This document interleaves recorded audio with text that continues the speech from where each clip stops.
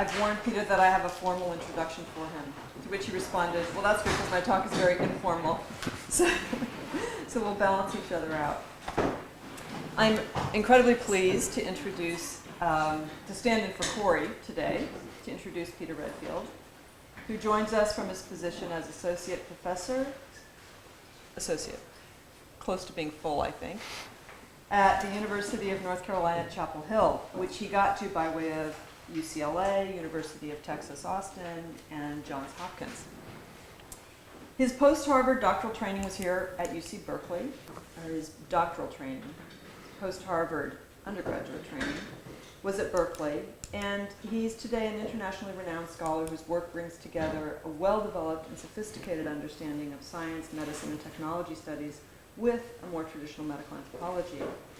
His numerous publications, we're brought into a world that teaches us how much medicine and science have themselves become wedded together in sometimes compelling but often more disturbing ways today, forcing us to consider not only how to live our lives in relation to scientific forms of reasoning, but also in relation to its claims to humanist forms of ethical good. His early work on the Cold War configurations of science at its frontiers in Science in the Tropics offers an exemplary study of an important turning point in anthropology, showing how French Guiana became a place that links a colonial past preoccupied with modes of incarceration to a present preoccupied with taming the unknowns of space. He shows how both have worked in service to forms of imperialism. Whereas much of the project of science studies had up to this point been focused on laboratory work in European and American contexts, Dr. Redfield showed us how to take an anthropological study of science to the peripheral places where simplistic questions of how science is changed by its relocation to other cultures are displaced by questions over how other places and people become conscripted to practices of science as it assists projects of empire building.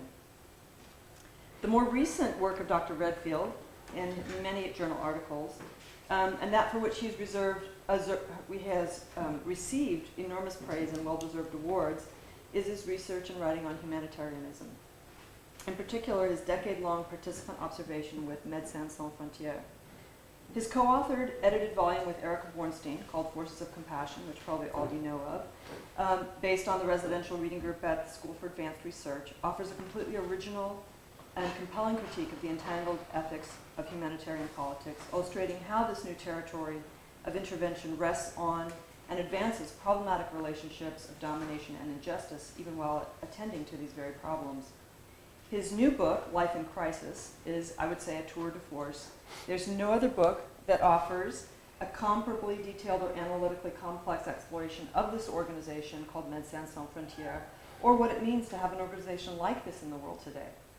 He asks here, what is the specific constellation that occurs in the contemporary moment that enables these international borderless non-governmental infrastructures to do the work of states? What logics, practices, strategies are deployed to do this work in and through crises? And how and when are these practices intersecting with or replacing those of state apparatuses? And they are important not only because they tell us how the world works, but they implicate those of us who also do humanitarian work. And what do we do when the crisis is over, we ask. Dr. Redfield's work helps us to rethink important transitions in what it means to be a liberal humanist today, having moved far beyond the radical left critiques of the 19th and 20th century, where notions of structural inequalities and clear routes to social justice could be mapped. We now live in a world where the liberal humanist project is shot through with ambiguities, even while it takes up more and more of the space of state-to-state interventions. Tacking between the do-good and critically engaged reading of this new apparatus, he reads MSF-style interventions as cultural and contingent and oftentimes capable of masking their own violence, even while managing to hold on to, with equal tenacity, a commitment to a wide-armed approach to this humanitarian work, giving it the ability to be understood in its own terms for the good it does. I think we're fortunate to have him today so that we can learn more about what this new formation of humanitarian reason looks like, how it operates, and what it might mean for those of us who share some of your sense of the always studied, at times reluctant, absolutely persistent, and refreshingly committed optimism about our entanglements with it. Hi. Thank you, Vincent. Thank you very much for the invitation and for being here today. And whenever you're introduced that way, you almost don't recognize yourself frequently. It's this strange experience, especially when you are about to be relatively informal. And what I thought I would do today is I have an essay that I've written and I've worked on, but rather than reading it to you, I'm going to give you a PowerPoint slideshow that is about this essay, drawn from this essay, and note several things about it. Because that makes it easier to have a sense of life in the room. Frequently, I find, for me at least, in terms of there are always questions about how you present and how it's received and how knowledge circulates. To get to the real goal for me in this particular presentation for this particular moment, which is discussion. Because this is a topic about which I am beginning rather than ending my work. So for me, the discussion part is particularly important and compelling. Can you hear me all right? That's fine? Okay.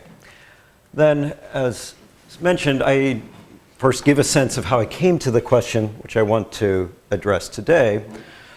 I'm calling Microworlds of Humanitarian Design, things beyond the Bush Pump, which for anyone trained in STS should alert you that I'm going to be citing a reference and working off the reference of a well-known article, the Zimbabwe Bush Pump.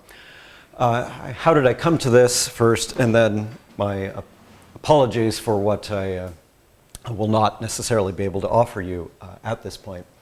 As mentioned, I've been doing a long project about the organization Médecins Sans Frontières, Doctors Without Borders, and one of the things that interested me about them was this question of simply how do you make biomedicine global? If you're going to make it move, how does it work? And we all know from STS literature it's not simple necessarily to make science move. We've learned that a while ago. So how, if it does move, how does it work?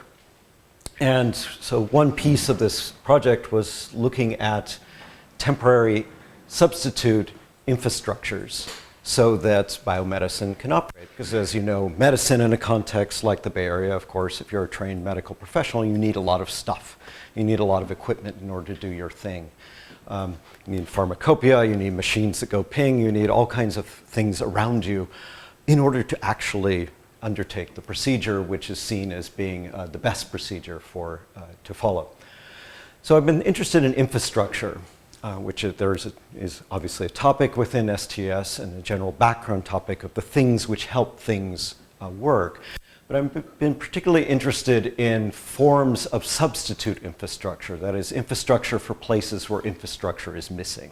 Something which will provide the necessary baseline upon which you can then undertake action. And in MSF's case, they developed a whole kit system and the standardization of materials, which means that you can intervene more or less, not perfectly, it doesn't always work, but intervene in response to something like an outbreak of cholera worldwide. There's a whole kit already prepackaged, ready to go, set of instructions, guidelines, all the rest. Cholera is relatively simple in response to public health, relatively well in terms of things like death rates. That you can fly this around the world and you can unroll it and unfurl it, and as long as all the humans and non-humans cooperate, it works most of the time. It's pretty good. So this is the general path which has led me into this.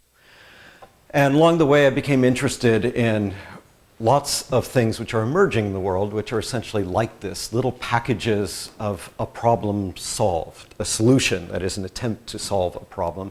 The idea being that you can take it in the world and unfurl it and it will make some small tangible thing better. And so I became interested in design. And there's a lot of things flowing around design now in anthropology and then in the moral universe of trying to do good work in the world at present. And this is the general question which I'm drawn to and trying to think through. So my apology is that my knowledge at this point is relatively preliminary. It's relatively thin. I can tell you all kinds of things about MSF. I can tell you much less about what I'm going to talk about today because it's an engagement that's relatively superficial, and what I'll be offering you is more in the way of questions than answers. But what I'm seeking to do is open up certain things which we might hold in the field of assumptions and then put them to the question, as it were. So that's my goal.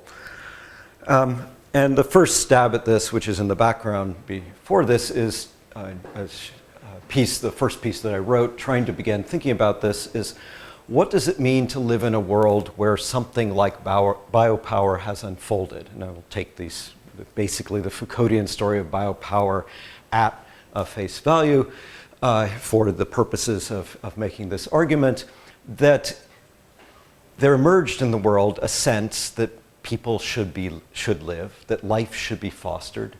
And that sense that life should be fostered came to be attached to a particular form, the nation state. And so it became the responsibility of the nation state to foster life. So if you're not fostering life, that is, let's say something like your infant mortality rates are high, that means your state is not doing its job. I mean, it's just directly one of these things. These are the assumptions that one is drawn from another. And so I was trying to think about this, biopower not only in terms of whether it actually exists or not, but what are the fields of expectations? What is the imagination surrounding it, which has, to some degree, moved around the world, more or less for different actors involved. So from this field of bioexpectations, here are 4 objects of what as an initial point, have tried to think about in relation to this larger problem of humanitarian design, one of which I will talk about today. But just to gesture to some other things, these are very different kinds of phenomena in the world. MSF became involved in one of several sets of projects around the turn of the millennium to produce non-profit pharmaceuticals, to do a different kind of material production in the name of biomedicine that is directly positioned in response to conditions that are not profitable, that drug companies are not likely to undertake R&D for, because you're not likely to make much of a profit in producing things, such as sleeping sickness and conditions that only poor people in relatively marginal places get. So this is a non-profit version of this. MSF set up a spin-off operation called Drugs for Neglected Diseases, and it's one of the things that has come out of their many different efforts to engage on a global scale worldwide over the past decade and a half. The second here is plumpy nut, which is basically an enriched form of glorified peanut butter, nutritionally designed in order to provide the best nutrients possible for children under 5 suffering from malnutrition. It's formulated, and the patent is held by a private company, Nutriset, and there are lots of debates about the fact that this is patented. But some of the things, it's a very simple notion. It's basically a blob of engineered peanut butter inside a package. The idea of what is better about it is that not only is it a better formula, but it's being delivered in a manner which means that you can you can treat malnutrition outpatient rather than inpatient. Because you can take this package, it's hygienically sealed, and you open it and you can feed without having to worry about a water supply. You don't have to worry about a whole host of other things. So there's a sense in which this package is standing in for a field of infrastructure. This is what I'm trying to think of, just to describe an example of what I'm trying to think about in what I'm calling a substitute infrastructure. Then one of the most extreme examples, the other end, these are all sort of basic life needs that are being displayed here, and from medicine, then to food. And here is the other end of food, human waste, which is a problem, especially in areas of urban poverty. In informal settlements around the world, what do you do when humans have to defecate and there are not facilities to defecate? And there are many, many interesting things coming out in terms of humanitarian design relative to the toilet. The Gates Foundation has started an initiative to reinvent the toilet. There's a lot of stuff happening, many interesting things to say about this. But this is one of the most extreme forms. It's an invention by a Swedish architect called the pee-poo bag, and the group set up the pee-poopel to supply it, which is a better plastic bag. And that one of the vernacular solutions to this problem is that you get rid of your waste in a plastic bag, and then you dispose of it, you throw it. This plastic bag is a double plastic bag, and it's operating in a way which will decompose the human waste so it can be transformed into fertilizer. And so it's sort of a contemporary form of alchemy, if you would, in a sense that this is a way in which you can take something which is seen as a problem and turn it into a potential solution. This is the great dream and the desire behind a lot of these initiatives as I see it. And then the one I'm going to talk to you more about today is the LifeStraw, which is a form of water filtration, which again is seeking to solve a problem, a global problem, one associated with poverty, of clean drinking water, and to do it in a way which will eliminate this problem, or address this problem, not eliminate this problem, address this problem in a which is seen as an ethical good, and do so in a way which will also fit with one of the other ethical regimes affecting all of this, as well as health, which is to be ecologically minded. Ecologically minded about materials and one's immediately surroundings, but also the planet. And so a lot of what I'm interested in here is bio-expectations that people should live. That's what I mean by that phrase. But that also that there are certain ways one should live. This is moral discourse. This is a field of ethical desires which are being represented by these objects.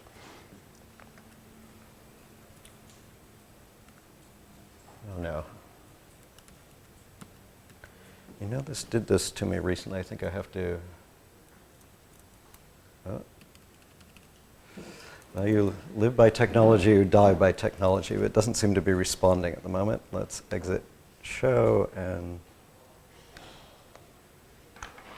Okay, I just wasn't paying enough attention to it. That's probably the result of this. So the way in which I'm going to proceed is to compare the LifeStraw to the Zimbabwe Bush Pump and remind you of a few things. I imagine that many of you have read the article, The Zimbabwe Bush Pump, but if you haven't, it's a wonderful article, and part of the reason I'm doing this is because I've always really liked this article. It's one of the few things in the STS canon that talks about the rest of the world, in a sense, and talks about places that don't have infrastructure.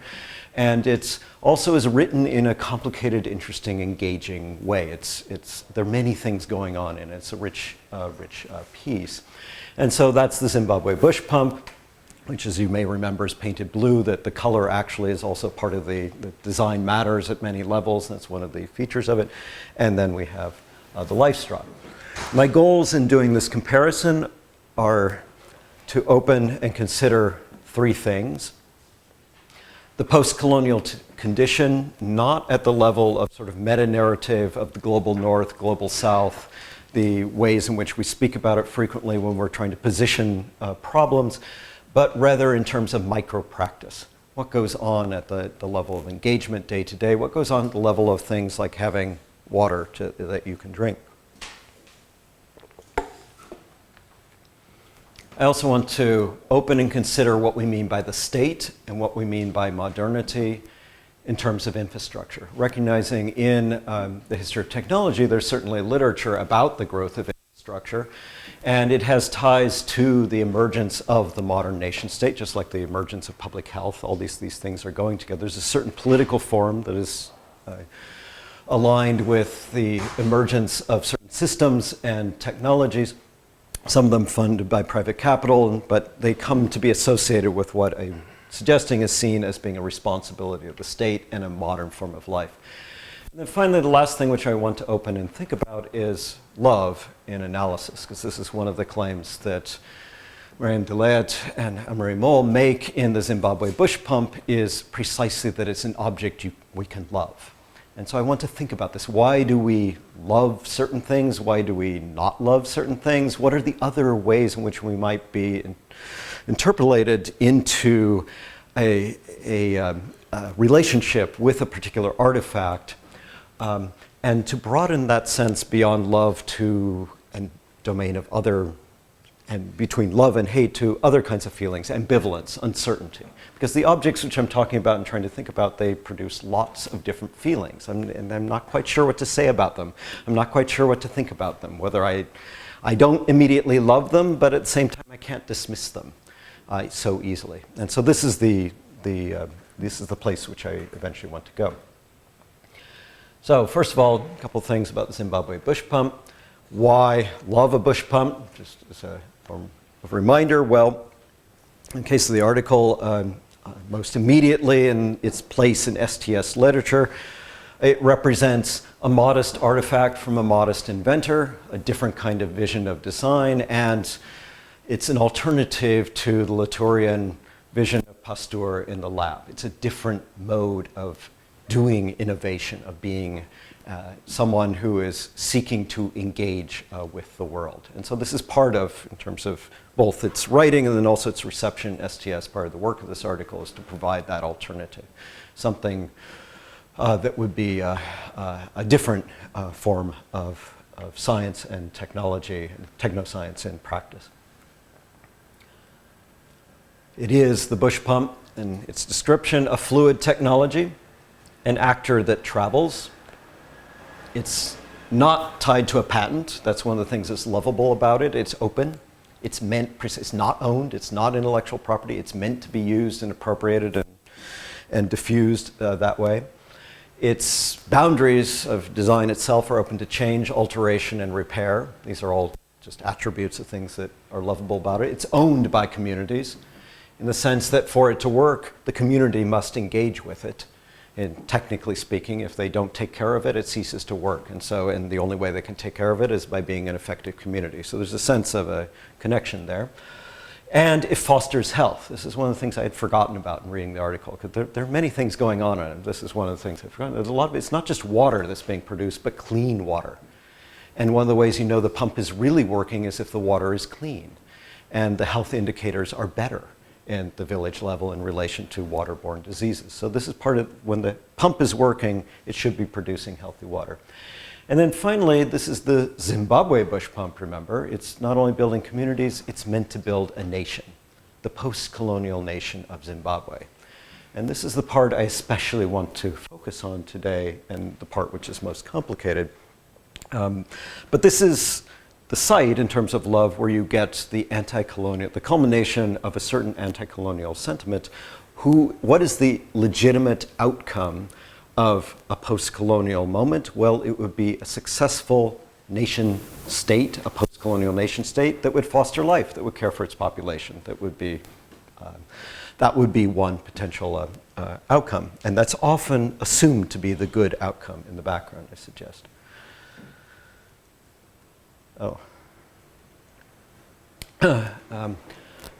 Also, in terms of its being a fluid technology, it manages to avoid the pitfalls of local difference, but it achieves technoscience with a distributive form of expertise. By that, I mean it manages to travel. That's what I mean by avoiding. It's not just local in that sense. It can move, it can expand, it can go all over Zimbabwe potentially.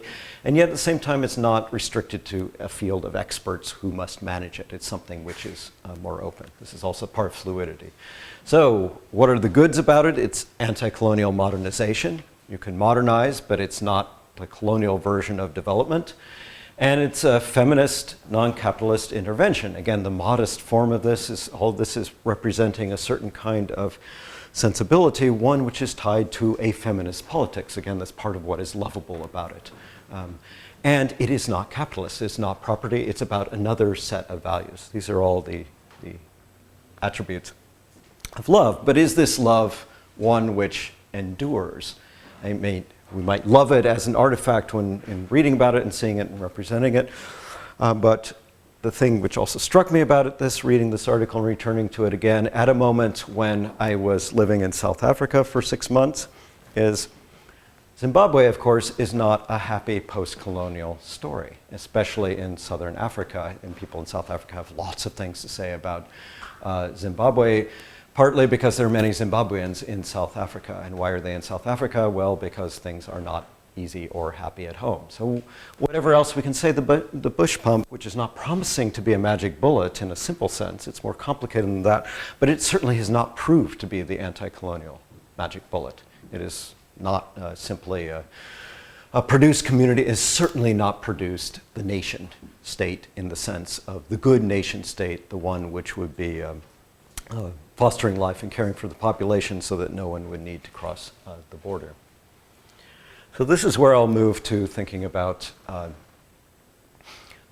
LifeStraw and the question of design, and just give a sense of, there are many of these things emerging. This is one particular compendium of them, but the claim is that these are products which will empower people. So they're not simply products, but they're ones which are going to do some work. And indeed, the suggestion is even of a design revolution in terms of the title of this book.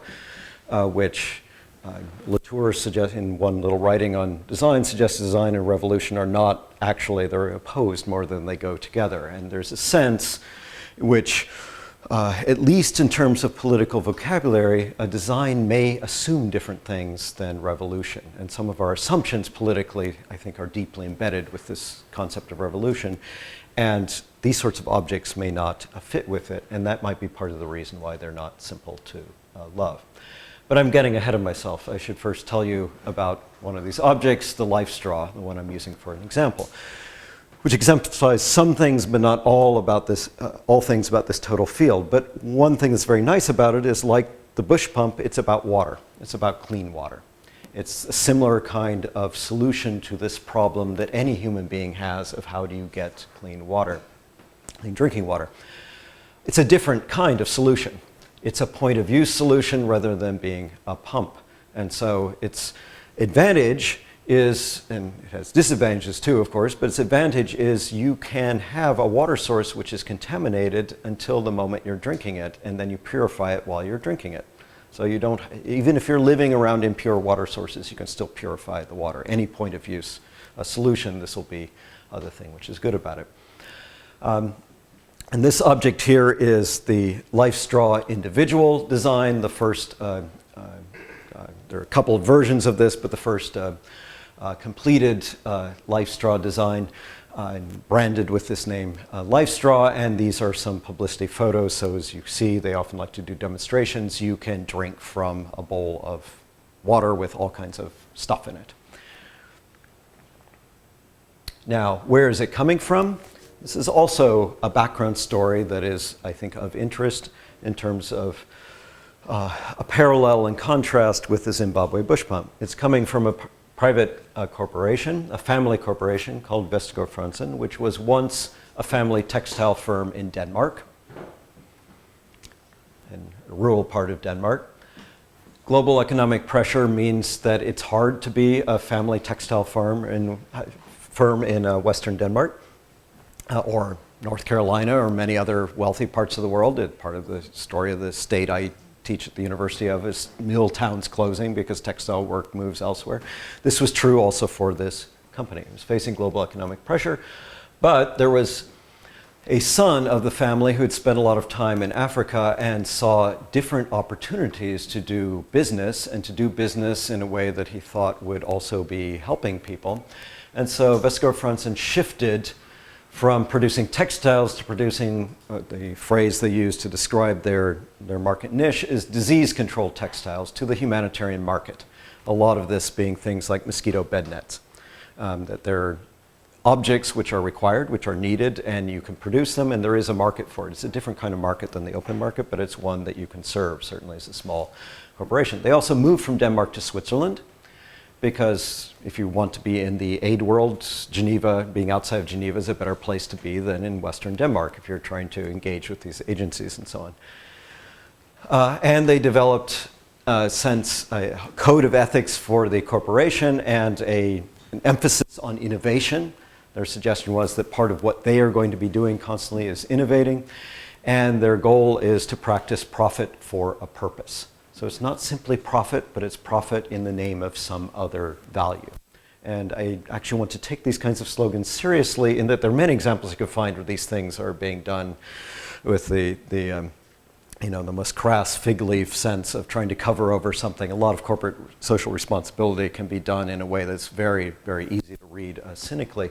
I want to read this a bit more seriously, because I think this does embody a certain kind of desire, and I think a lot of these products embody a certain kind of desire, the people who are designing and constructing them, to do good, to do something that will make a difference in the world. And this corporation, this is how they imagine it.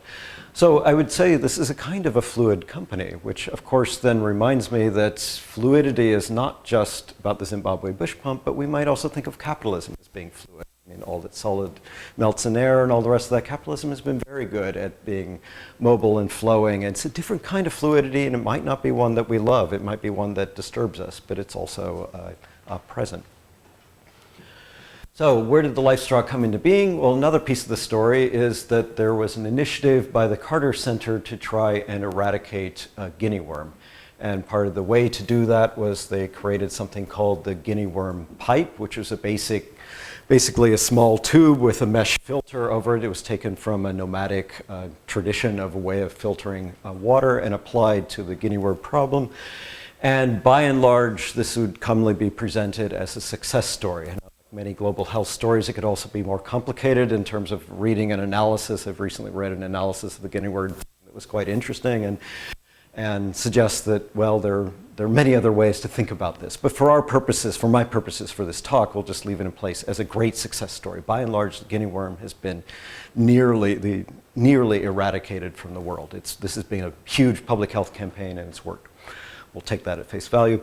The manufacturer of many of these guinea worm pipes, not all of them, but a good chunk of them, was Vestager Franzen.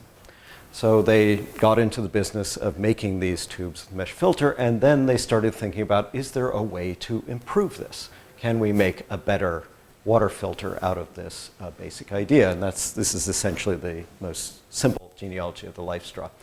I also want to note one other thing in the name of anthropology, that this is an artifact that in many ways would represent a nomadic life as opposed to an agrarian life. A pump assumes fields, it assumes fixity, whereas a pipe, which you can carry with you, assumes movement. It assumes that you might be traveling, you might be going from place to place.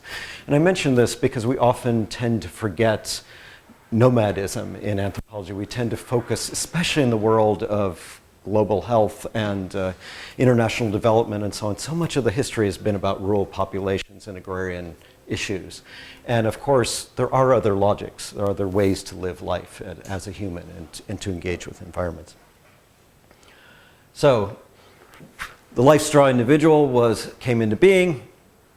It is this design which has won a number of awards. It's, in terms of a modernist aesthetic, it's clean, it's beautiful, it's relatively simple, it has no moving parts.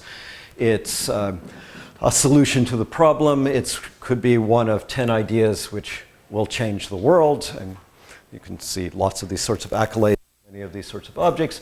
Or, in the words of an employee of this company in 2012, is it a standalone cool gadget for the hyper camper set? In that it's something that could be, and indeed now is, it was not initially thought of for this purpose at all, but could it be marketed in settings like REI? When Vestager Franzen started with this, they would not sell it in wealthy countries. They would not sell it to regular consumers. But it turned out there were some problems with this version of the LifeStraw for the context in which they first imagined applying it. You could use it in emergency settings to do water filtration for people, but it's an individual model. It works one for one. And if you share it between people, of course, its purity is lost. Everything that it's trying to do is suddenly blown to pieces by the fact that you're sharing it. So it's distinctly not communal. It's about a different kind of engagement with water. Also, it requires a fair amount of suction to work, and so very small children can't use it.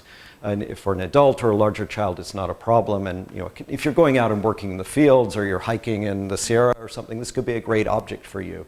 But if you have small infants, this is not solving necessarily a problem of drinking water. So they started to market it last year in 2012.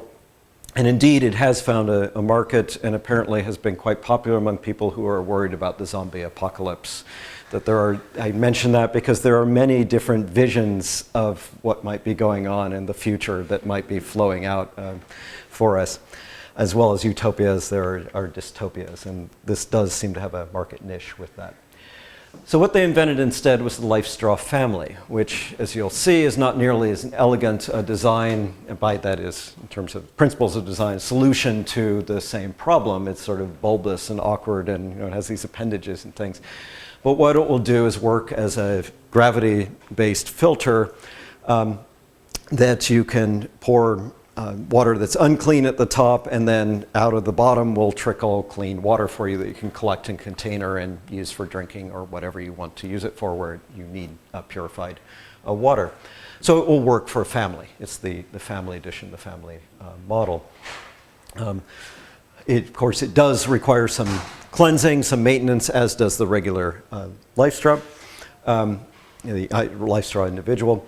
So it does take some work, but what's being imagined, the unit that's being imagined here is the family. It's not the community, it's not the nation, it's nothing like that.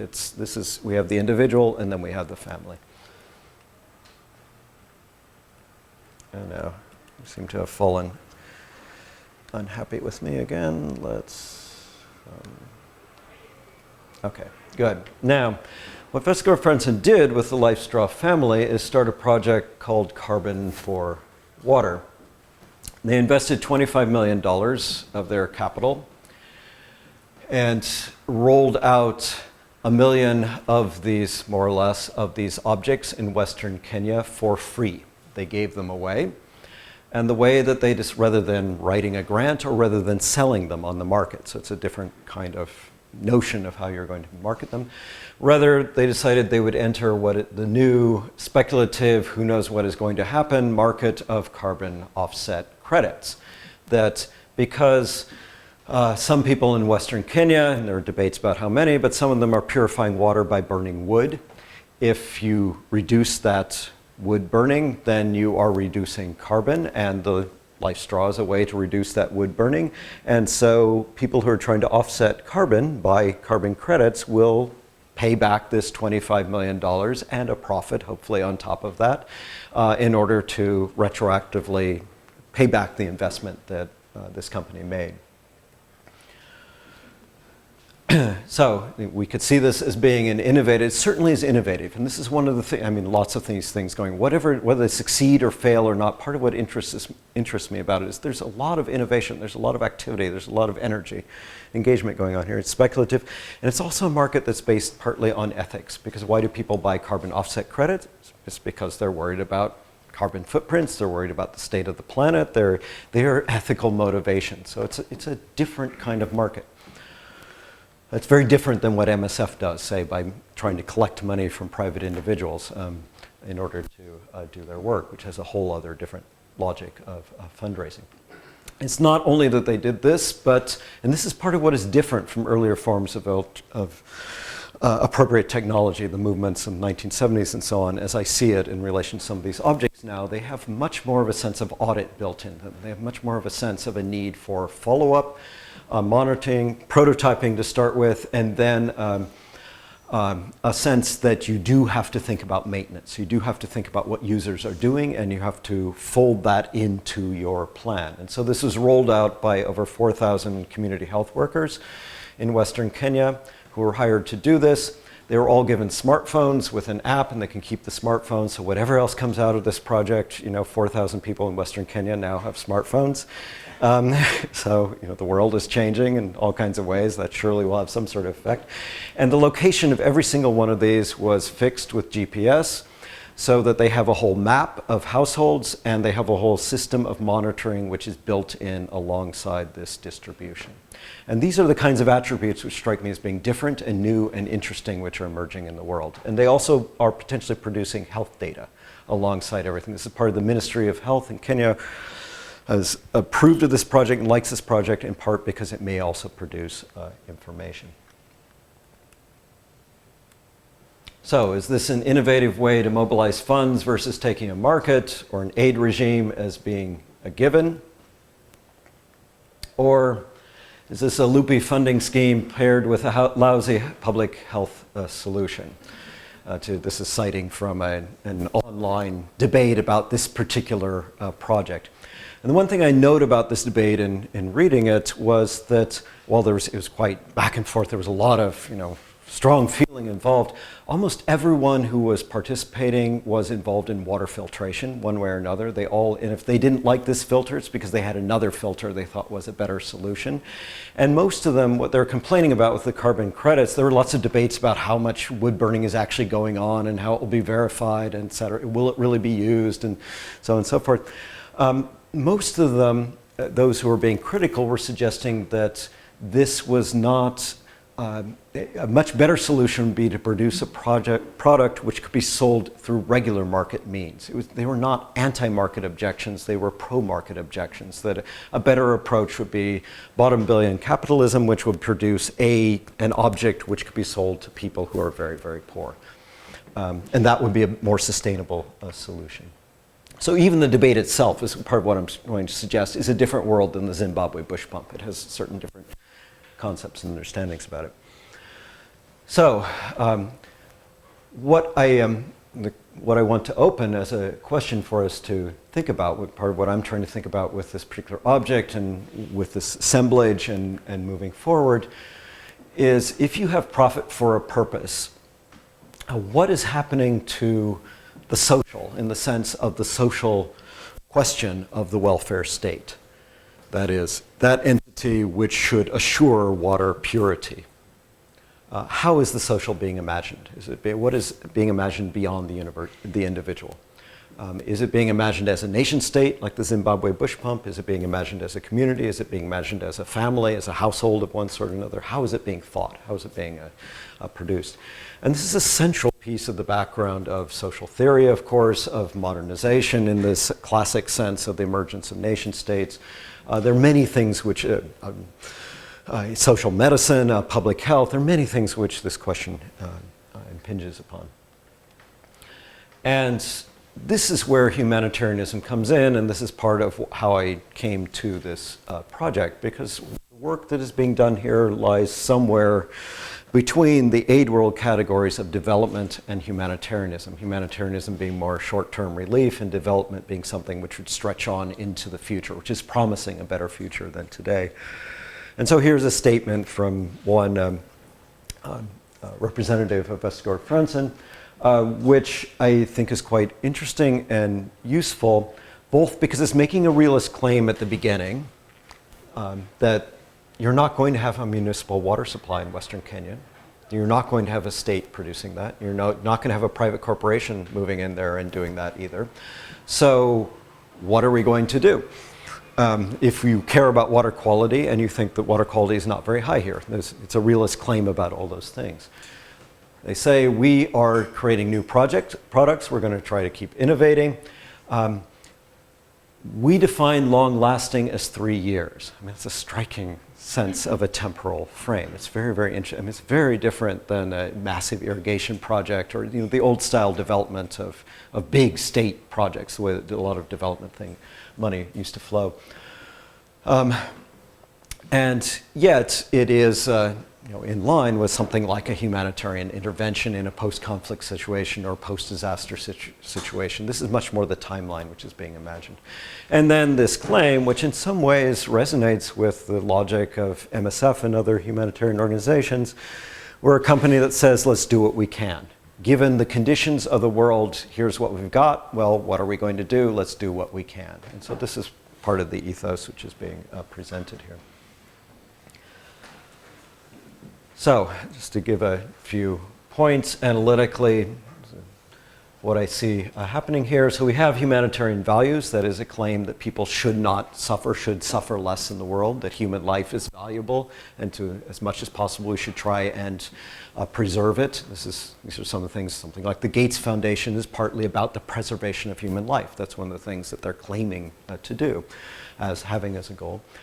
So there's that, but there's also a sense of, as you go forward and you create objects and you try to innovate and you try to design and have that kinds of response to problems, you do it with minimalist materials and an ecological ethos. So minimalist not only in a design sense, but also in a sense that these are things that should require relatively little extra in order to operate. They should be appropriate for this setting. So it's in line with the older appropriate technology. However, it now has extensive monitoring and evaluation. And then finally, what's revealed by this, obviously, is little faith in states, nation states, to solve any of these problems or to emerge or represent the future, that the welfare state is not seen as being the future in Kenya, that a water system, municipal water system like in Berkeley is not being imagined for the future, or existing forms of aid, that the world of UNICEF and indeed, for that matter, MSF and all the rest of these entities which emerge as nonprofit or intrastate organizations, these are not going to solve it either. Rather, we see faith in markets, especially sort of the Silicon Valley notion of what a market might be, or maybe this is a family firm, as was pointed out to me helpfully. maybe some other forms of capitalism. There might be several kinds of markets going on, but markets are viewed as being a potential solution, and or community engagement. There often is a sense that communities should be engaged in solutions to problems. So this is the line I've been trying to struggle with and think about, well, what if we don't assume the nation state? What if we take away the nation state? What if the Zimbabwe Bush Pump stops being the Zimbabwe Bush Pump and it's just the Bush Pump? Then how are we imagining things? Because the nation states is so deeply rooted in our imagination, is part of what I'm suggesting. It's very hard to not assume it, to think through it, have it as a unit. So rather than the social question of the welfare state, I suggest we have, just give a very quick little formula open for disputation, as all of this. Expectations of living and doubts about state politics equal these sorts of magic bullets for fostering life and providing minimal care. That is, things which will respond to a very delimited problem, do it very directly as much as possible, and do it in the name of fostering life without the ambition of necessarily producing a better future in the sense of a postcolonial nation state. So in responding to this, because what I see, this problem for me, what I'm trying to think about is there's a lot of innovation of this stuff going on in the world. And a lot of the people creating these things are smart, intelligent people, and many of them have capital. You know, if people who have made money in their lives and now they want to do something else, and they're turning to how do you do good in the world? And this, I think, is part of what's in the background. Also, tons of students, undergraduates I meet, places like UNC, and I expect it's not that different at places like UC Berkeley. They want to start an organization, or they want to create an object which will, a solution for the world, which will be very direct. It's not about something that is extended or beyond that. It's some kind of immediacy of engagement.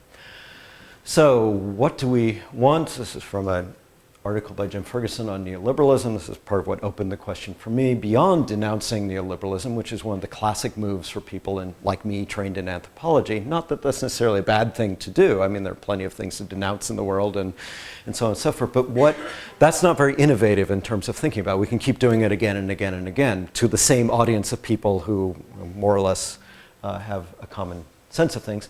Or maybe even denouncing magic bullets, although again, I'm quite interested in magic bullets. I'm trying to think through what this tradition is, what this desire is for the technological fix. Yes, of course, a technological fix will always turn out to be more complicated in practice, and that's an important thing to keep repeating again and again and again. But beyond that, and beyond missing the bush pump, which again, the bush pump is easy to love. And for someone like me, it speaks to me. I can love it. I can love the vision that's embedded in it.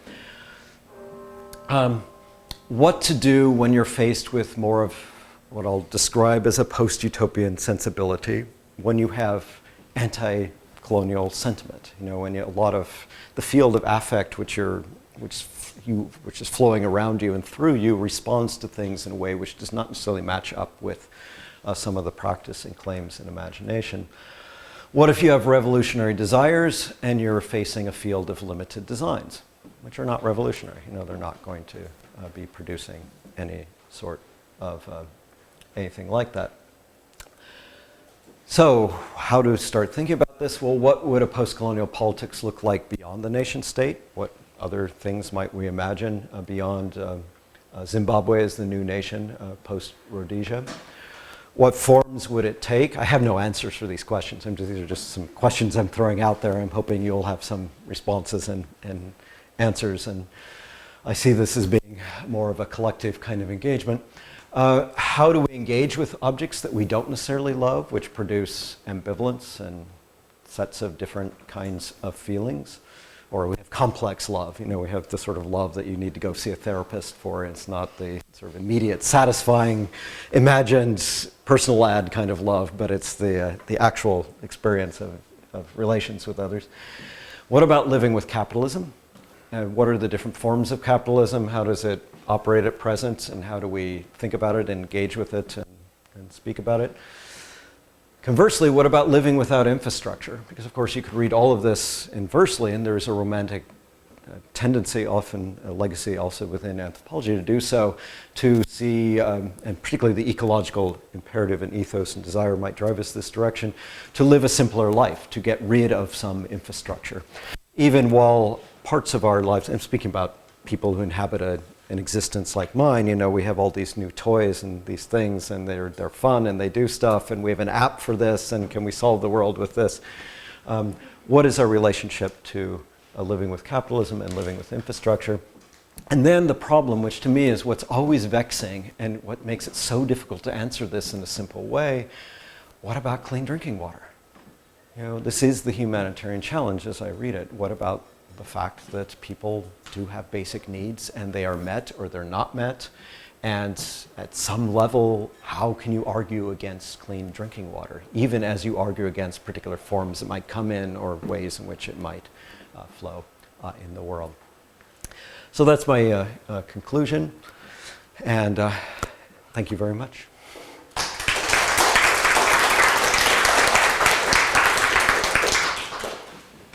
Please.